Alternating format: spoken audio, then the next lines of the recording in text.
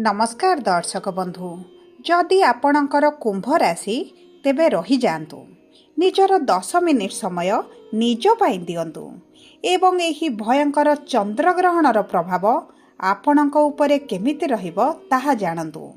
देखंतु एही वर्षर प्रथम चंद्रग्रहण मार्च मास 3 तारिख मंगलवार दोल पूर्णिमा दिन हेबाकु जाउछि एवं एहा ग्रस्तोदय चंद्रग्रहण रहिबो।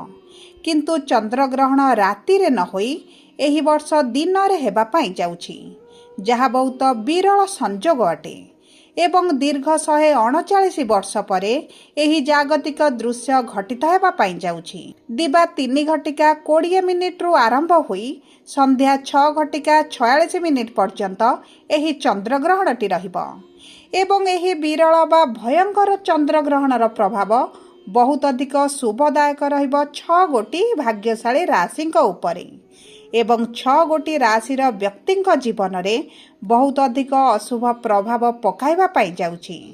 किंतु आपणक राशि भाग्यशाली कि नाही, केउ क्षेत्र रे अधिक प्रभावित हेबो एवं केते दिन पर्यंत एही ग्रहणर प्रभाव आपणक उपरे रहिबो एवं सबुठारु बड़ कथा हेउछि आपणकर धन मान जस हानि हेबार जोग एही ग्रहण परे बनुछि ना नाही, कारण एही चंद्र ग्रहणटी 6टी राशिर व्यक्तिंकर भाग्य रे आनिबो दुर्भाग्य। सेथिपाई एही भिडियोटी आपणक पई बहुत अधिक गुरुत्वपूर्ण।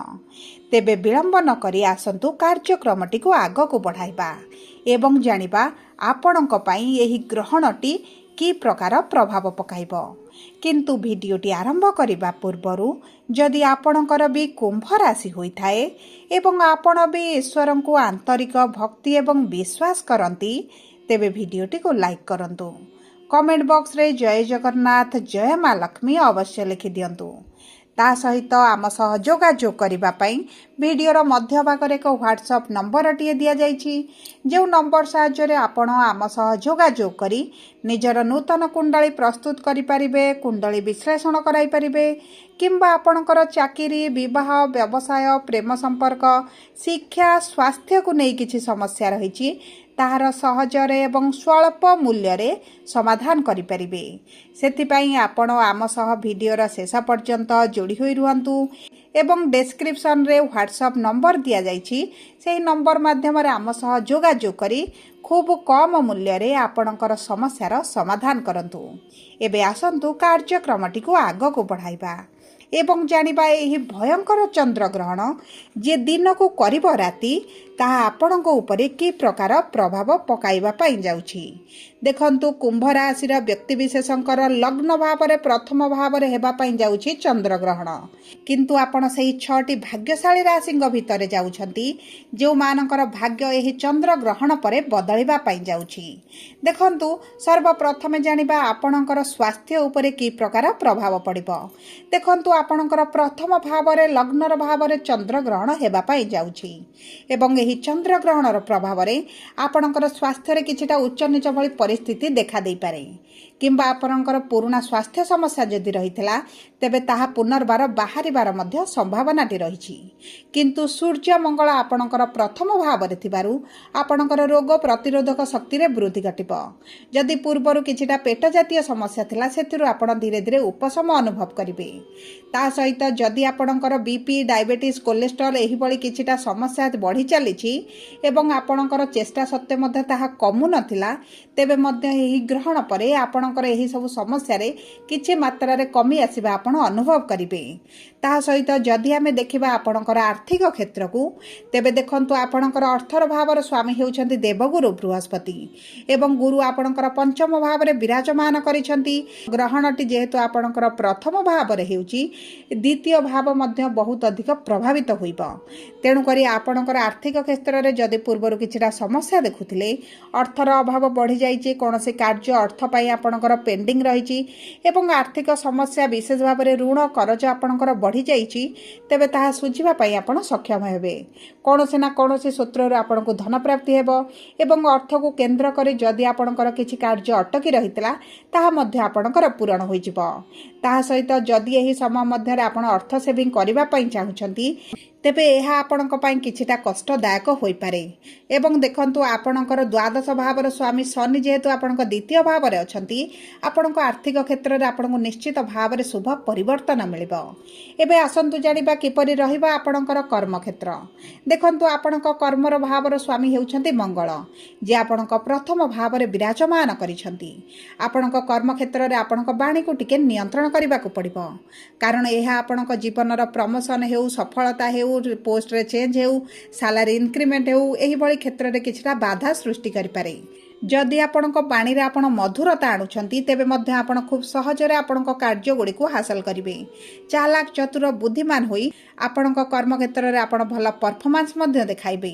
ତାହା ସହିତ ଆପଣଙ୍କ ଶତ୍ରୁମାନେ ପରାସ୍ତ ହେବେ ଏବଂ ଆପଣଙ୍କ ଉଚ୍ଚ ଅଧିକାରୀଙ୍କ ସହିତ ସମ୍ପର୍କରେ ଘନିଷ୍ଠତା ବଢ଼ିବ, ମଧୁରତା ବଢ଼ିବ। କିଛି ବଡ଼ ବଡ଼ ଲୋକଙ୍କ ସହିତ ଆପଣଙ୍କର ଯୋଗାଯୋଗ ବଢ଼ିବ, ଯେଉଁ କାରଣରୁ ଆପଣଙ୍କ ବହୁତ ଗୁଡ଼ିଏ କାର୍ଯ୍ୟ ମଧ୍ୟ ଆପଣଙ୍କର ସମ୍ପୂର୍ଣ୍ଣ ହୋଇଯିବ। ଏବେ ଆସନ୍ତୁ ଜାଣିବା କିପରି ରହିବ ଆପଣଙ୍କର ଶିକ୍ଷାକ୍ଷେତ୍ର। ଦେଖନ୍ତୁ ଶିକ୍ଷା କ୍ଷେତ୍ରରେ ଆପଣ ଶୁଭ ଫଳାଫଳ ପ୍ରାପ୍ତି କରିବେ। ଯଦି ଆପଣଙ୍କର ଆଗାମୀ 2 ମାସ ମଧ୍ୟରେ କିଛିଟା ପରୀକ୍ଷା ରହିଛି, ଇଣ୍ଟରଭ୍ୟୁ ରହିଛି, ଏଣ୍ଟ୍ରାନ୍ସ ରହିଛି, ତେବେ ଆପଣଙ୍କୁ ଉତ୍ତମ ଫଳ ପ୍ରାପ୍ତି ହେବ। କିମ୍ବା ଆପଣ ଯଦି ଚାକିରି ପାଇଁ ଚେଷ୍ଟା କରୁଛନ୍ତି, ବ୍ୟବସାୟ ଆରମ୍ଭ କରିବା ପାଇଁ ଚାହୁଁଛନ୍ତି, ତେବେ ମଧ୍ୟ ଆପଣଙ୍କ ପାଇଁ ଶୁଭଦାୟକ ରହିଛି। ତାହା ସହିତ ଆପଣଙ୍କ ପ୍ରେମ ସମ୍ପର୍କକୁ ଯଦି ବିବାହରେ ପରିଣତ କରିବା ପାଇଁ ଚାହୁଁଛନ୍ତି, ତେବେ ମଙ୍ଗଳଦାୟକ ରହିବ।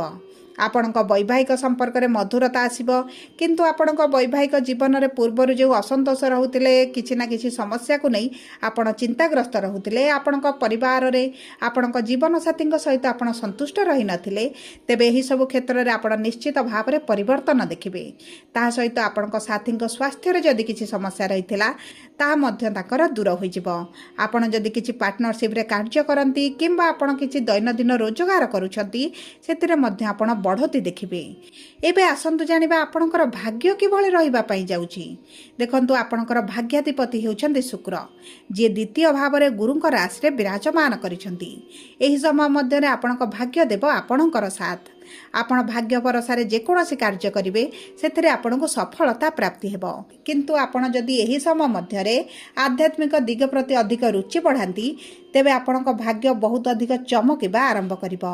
ତେବେ ସବୁ ପରେ ଅଶୁଭତ୍ୱକୁ ଦୂର କରିବା ପାଇଁ, ଶୁଭାଶୁଭ ଫଳକୁ ବୃଦ୍ଧି କରିବା ପାଇଁ, କାରଣ ଆପଣଙ୍କର ଶନିଙ୍କର 7.5 ଯେହେତୁ ଚାଲିଛି, ଆପଣ ଶନିଙ୍କର ବୀଜ ମନ୍ତ୍ର ଜପ କରନ୍ତୁ ଏବଂ ଏହି ଗ୍ରହଣ ସମୟରେ ମହାମୃତ୍ୟୁଞ୍ଜୟ ମନ୍ତ୍ର ଜପ କରିବା ସହିତ ଓಂ ନମଃ ଶିବାୟ ମନ୍ତ୍ର ମଧ୍ୟ ଜପ କରନ୍ତୁ। ଏବଂ ଏହି ଗ୍ରହଣର ପରବର୍ତ୍ତୀ ଦିନ ସୂର୍ଯ୍ୟଙ୍କୁ ଜଳ ଅର୍ପଣ କରିବା ସହିତ ଯଦି କିଛି ଧଳା ରଙ୍ଗର ପୁଷ୍ପ ଜଳରେ ମିଶାଇ ସୂର୍ଯ୍ୟଙ୍କୁ ଅର୍ପଣ କରନ୍ତି, ଆପଣଙ୍କ ପାଇଁ ଶୁଭଦାୟକ ରହିବ। କୁକୁରକୁ ତା ପରଦିନ କିଛିଟା ଖାଦ୍ୟ ଖାଇବା ପାଇଁ ଦିଅନ୍ତୁ। ହନୁମାନ ଚାଳିଶା ପ୍ରତିଦିନ ଆଗାମୀ 2 ମାସ ପର୍ଯ୍ୟନ୍ତ ପାଠ କରନ୍ତୁ। ତା ସହିତ ଯଦି ସମ୍ଭବ ହୁଏ ଗାଈଙ୍କର ସେବା କରନ୍ତୁ। ବିଶେଷ ଭାବରେ ବୁଧବାର ଦିନ ଏବଂ ଗୁରୁବାର ଦିନ ହଳଦୀ ରଙ୍ଗରେ ଖେଚୁଡ଼ି ବନାଇ ଛୋଟ ପିଲାମାନଙ୍କୁ ଦାନ କରନ୍ତୁ। ଆପଣଙ୍କ ପାଇଁ ଶୁଭାଶୁଭ ଫଳକୁ ଦ୍ୱିଗୁଣିତ କରିବ। ଯଦି ଆପଣଙ୍କର କୁମ୍ଭ ରାଶି ହୋଇଥାଏ, ଭିଡ଼ିଓଟି କିଭଳି ଲାଗିଲା କମେଣ୍ଟ ବକ୍ସରେ ଲେଖି ଜଣାନ୍ତୁ। ଯଦି ଆପଣଙ୍କ ପ୍ରିୟଜନଙ୍କର କୁମ୍ଭ ରାଶି ହୋଇଥାଏ, ଭିଡ଼ିଓଟି ତାଙ୍କ ସହିତ ସେୟାର କରନ୍ତୁ। ଯଦି ପ୍ରଥମ ଥର ଆମ ଚ୍ୟାନେଲକୁ ଆସିଛନ୍ତି, ଚ୍ୟାନେଲଟିକୁ ସବସ୍କ୍ରାଇବ୍ କରନ୍ତୁ। ପାଖରେ ଥିବା ବେଲ୍ ଆଇକନକୁ ପ୍ରେସ୍ କରନ୍ତୁ। ଧନ୍ୟବାଦ।